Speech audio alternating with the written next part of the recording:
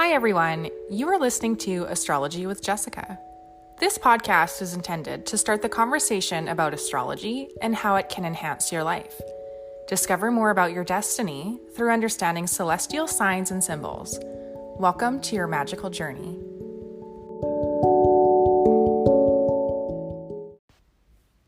The origins of astrology are a bit of a mystery. According to Farnell in the book Astrology, the history of astrology goes back to ancient Babylon, where people first began to notice that cosmic phenomena were related to the seasons. Like all arts and sciences, astrology and astronomy appeared seemingly overnight in many areas all at once around 5,000 years ago. There are many different systems of astrology which have deep cultural significance and provide categorical frameworks for understanding the self, society, and nature. Some of the different astrological practices in use today include Western astrology, Eastern or Indian astrology, Chinese astrology, or Mayan astrology, among many, many others.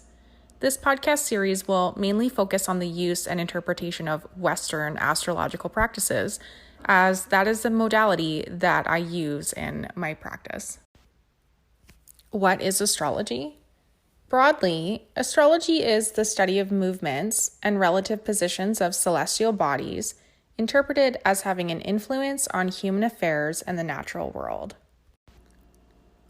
According to Robert Place in his book, The Tarot, History, Symbolism, and Divination, Western occult ideas are founded on the mystical Hermetic tradition that developed in Alexandria, Egypt, near the end of the Hellenistic period.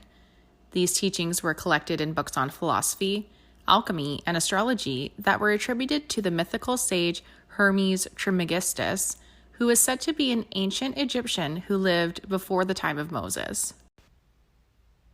Astrological disciplines have many categorical crossovers, including symbolism in the tarot, the chakra systems, herbology, and the use of healing crystals.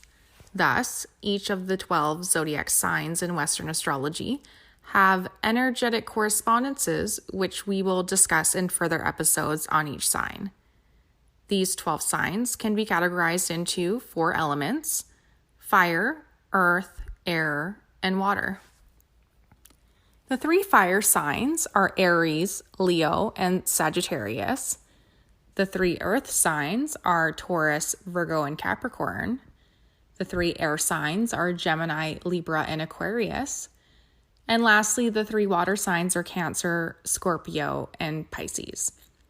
Additionally, 2 of these signs are also dual elements, which means that Capricorn is actually an earth and water sign, and Aquarius is an air and water sign. These signs are also defined by either an ego or a post-ego status. The signs of Sagittarius, Capricorn, Aquarius, or Pisces are also of a post-ego nature, which means that their path on this earth is related to helping other people through their spiritual gifts. Alternatively, the other signs' purpose in this life is to cultivate and refine their sense of self as they develop through energetic lessons of the zodiac. So, what is a birth chart? A birth chart is an astrological reading based on someone's exact time of birth, looking at all of the planets in the particular celestial zodiac sign that it is at that moment. Birth charts can give a lot of insight into how a person perceives their life, the things that happen to them, and a lot of different minor aspects based on where all of the planets go. One of the misconceptions about astrology is that people think that they are just their one sign, that they look into a horoscope and it tells them, about their life based on that one placement. And that sign is normally what people would call a sun sign. But in addition to your sun sign, you have many signs that describe different pieces of your life. And what an astrologer can do is look at all of the planetary alignments and be more specific about who you are as an individual based on the birth chart and give you more detail. And that's why when you look at someone who's an Aries, born on a specific day, someone born a few days later, even though they might still be an Aries, they'll have a separate moon sign and different types of planetary placements, which can give more and more levels of interpretation on that person's sign. People normally are talking about their sun sign when you ask someone, what's your sign? And generally that has to do with the placement of the sun in the Western calendar. Now, a sun sign can give you a general picture of a person's outward personality, their life, and their upbringings and struggles. Basically, a sun sign would be a description of someone that you don't know very well, or how someone would describe you growing up. And it's more of a general snapshot of your life. In addition, the sun sign has to do with what people call an ego. And the ego is something that has been talked about a lot in society. But in astrology, the ego is not necessarily a bad thing. It's just the filter that we use in order to relate to other people. So as opposed to different planetary positions that I'll talk about later, the sun sign is basically what mechanism you choose to deal with other people. In what way do you treat other people? How do you speak to other people? And on what level or what kind of themes are relatable to your life? And that kind of makes sense to how you're dealing with other people impacts how they see you on a more general level. Whereas if you look at the other placements, that'll give you a little bit more sense of the deeper pieces of your soul. As opposed to a person's sun sign, a moon sign looks at the placement of the moon at the time of one's birth. A moon sign can look at and describe things such as the person's emotions, how they respond to their feelings, as well as what type of spiritual nature they are, and their different type of subconscious nature every day. Looking at the other planets, one can more specifically talk about other categories of their lives. The planet Mercury rules communication. The planet Venus very naturally rules love and how someone looks at love, experiences love, and also what their love of life is. The planet of Mars rules the masculine side, as well as the aggressive nature of someone, in particular when they're forced into confrontation or have to protect themselves or others. That can tell you a lot about how people interact with others at that time. The planet of Jupiter is about luck and optimism, as well as expansion. So if you look at a person's birth chart and their placement of Jupiter, it'll tell you in what area or category of their life is really important to them. And if you look back at your life at the very end, and you reflect, there's going to be certain pieces that almost seem amplified or magnified through a magnifying glass because it was really important to your life and your development. And so the placement of Jupiter will tell you what category of life is really important to you.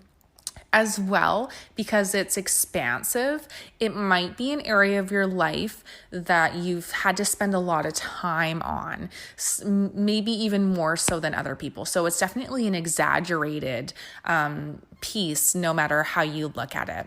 Because Jupiter is also the sign of luck and optimism, if you sow the seeds of positivity and you do the work in that category of your life, you're going to be able to turn that into a lot of good manifestations, and it'll give you a key idea to where you should be spending your time and energy to manifest those dreams and to manifest all that can come out of that area of your birth chart. The planet of Saturn is named the tough love planet, And generally, where that's placed in your chart will tell you what kind of challenges and struggles that you may have had, as well as what areas of responsibility that you take under, as well as to what extent are you a responsible person. And so looking at a Saturn's placement in particular, in conjunction with the other planets and your sun sign will really tell you a lot about your learning lessons. Saturn is not only a planet of karma that brings things that are owed to you, but it's also a planet of setbacks. So if you're a person who has a lot of setbacks or has been challenged in particular towards the beginning of your life, you may have a strong Saturn placement. The next planet in the solar system is Uranus. And because it takes 7 years to change from one side to another, it talks a lot, generations of people.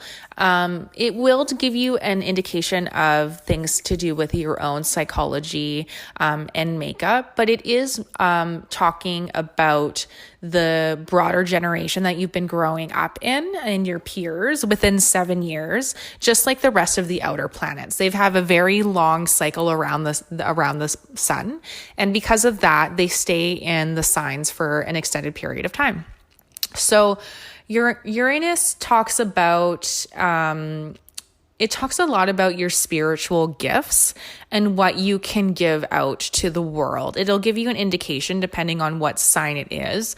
It'll give you kind of a clue to what your innate talents are.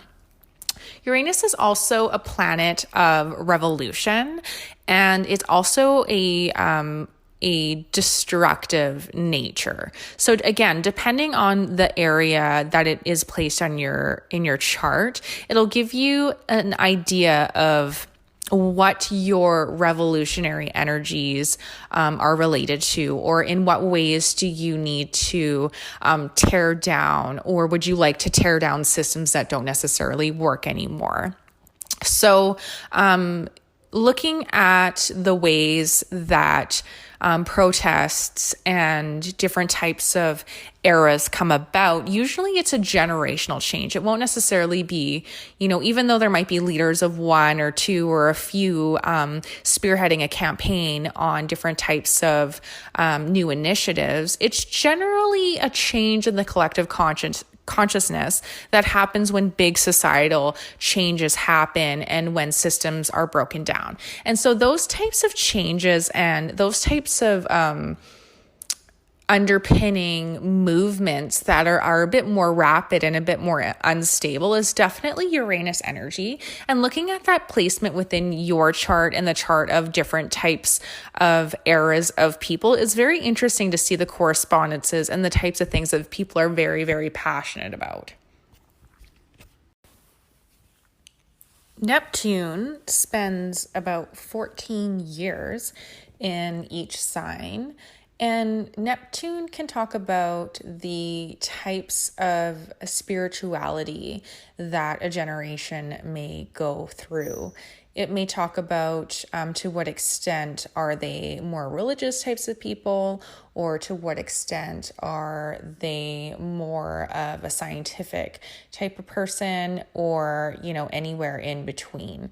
So you can look at the different types of cultural components of Neptune, but also I do agree that spiritually it does talk a lot about the types of, similar to Uranus, Neptune talks about the type of more psychic gifts that a specific type of person, or even a segment of society, like a generation, has. And particularly when you are having an interaction between two different generations, it can definitely speak to the types of symbolism and the types of spiritual underpinning and the contrast between both generations. Lastly, the contentious planet of Pluto is talked about in astrology, and it takes about 21 years to move through each sign. So similarly to the other outer planets, It talks about the generation as a whole and segments of society, and not necessarily just the one person, although it does speak to a lot of things that happen on an individual level. So Pluto has to do with the dark side of society and ourselves. If astrology and birth charts were a house, let's say as a metaphor, Pluto would be the deep dark room that we don't necessarily show people. Another sun sign is a person's ascendant.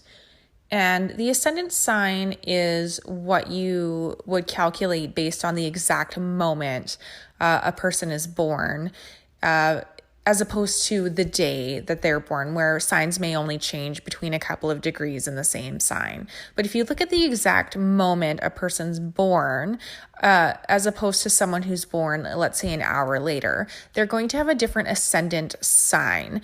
And the ascendant sign has to do with looking at that person's life path and its relationship to the different houses in one's life, which, just like the areas of the zodiac, the houses are the different areas and categories of a person's life.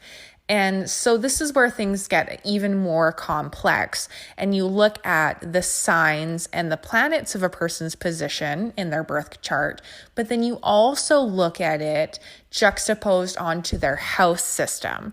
Now, in a future podcast, I will go more specifically onto the houses, but in general, a person's ascendant sign is what you would get when they're basically around their best friends.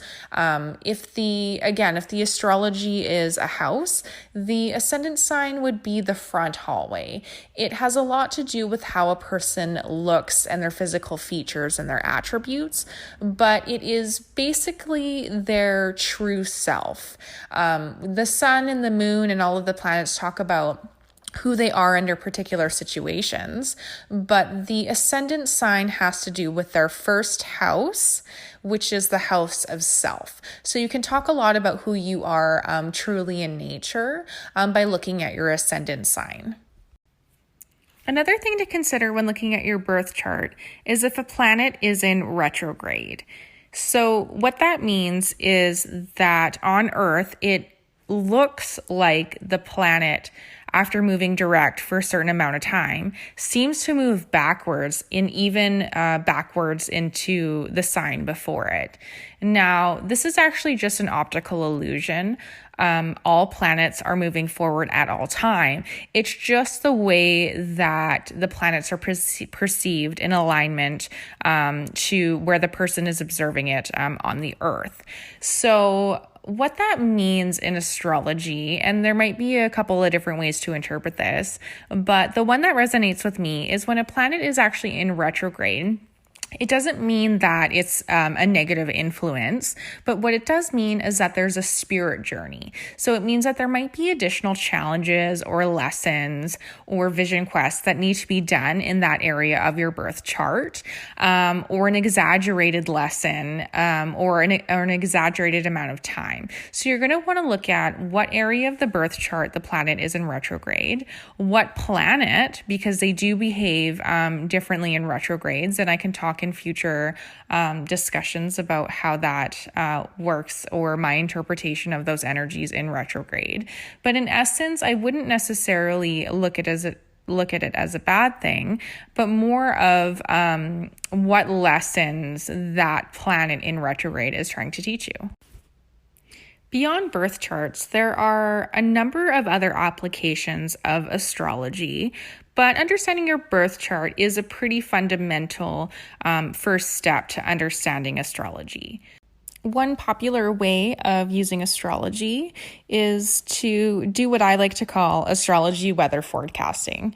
And that is when an astrologer can tell you the energies of today, or the upcoming week, or the upcoming month, or even the upcoming year or years ahead, based on the astrological positions, the alignments, and the different aspects that are happening. Another way to use astrology in your daily life is to ensure that particular life events coordinate and align with the astrological forecast or the astrological energies of that day. So you may want to do particular things like sign contracts in energies that are going to be beneficial towards what your end goal wants to be. Or you might want to avoid doing particular things when certain signs are in retrograde and there might be some challenges ahead. Different types of rituals or celebrations might want to be aligned with more favorable energies. And those are just some of the things that you can do to ensure that you have the best, most powerful energies and you make the most out of the celestial energies overhead. There are many different websites and apps that will calculate your birth chart based on your location of birth and the exact time that you were born. So I encourage you to all look up your birth chart to give you all of the planetary positions. And in future podcasts, I'm going to break down exactly what each planet in each position means. So you may not want to listen to all of the future podcasts, but I will be labeling them. For instance, I will do a series on sun signs first, and the first podcast will be Sun in Aries, and the second podcast will be Sun in Taurus, and so on. And this will be so that once you look up your birth chart and find out which planets are in which signs, then you can listen to the corresponding podcasts and learn a little bit more about yourself.